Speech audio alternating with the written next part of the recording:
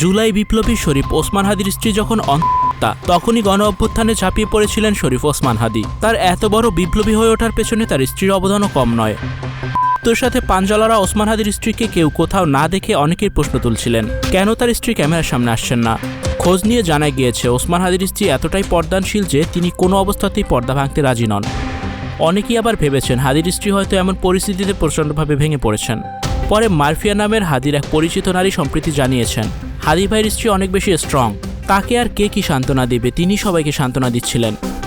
ভাবি বলেছেন আপনাদের ভাইকে বলে আসছি কোটি কোটি মানুষ তোমার জন্য দোয়া করছে, এবার বিছানা থেকে উঠে এসো। একজন ওসমান হাদি হয়ে ওঠার পেছনে ভাবির ভূমিকা ছিল অনেক। সাংসারিক কোনো অশান্তি ভাইকে দেন নাই, কোনো অভিমান ঝগড়া আমি অন্তত শুনি নাই। ভাই যে এত কাজ করতে পারতেন, দৌড়াতে পারতেন, তার পেছনে ভাবির কোনো বাধা ছিল না। ওসমান ভাই একদিন আমাকে বলতেছিল এই যে আপা দেখেন আপনার ভাবির একটা ক্রিম লাগবে, এটা আমি দিতে যাব সেইটা জানাইতেও ভুলে গেছি। প্রেগনেন্ট একটা মানুষ, তার যত্নটাও আমি নিতে পারি নাই, ওষুধটা দিতে ভুলে গেছি, কিন্তু আপনার ভাবি রাগও করে নাই। 2 দিন পর মনে পড়ছে আমি দৌড়াইয়ে যেয়ে দিয়ে আসছি। এমনই ছিল ওসমান হাদি, এমনই ছিল তাদের দাম্পত্য জীবন।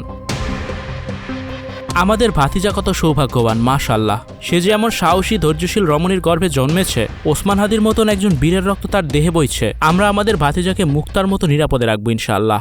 ন্যূনতম ওই জীবনটা লিড করতে পারলাম যে আমি একটা ইনসাফের হাসি নিয়ে আমি আমার আল্লাহর কাছে পৌঁছাবো। ভিউয়ার্স, এই বিষয়টি নিয়ে আপনাদের কি মতামত জানিয়ে অবশ্যই কমেন্টস করে দিন, আর ভিডিওটি শেয়ার করার অনুরোধ রইল।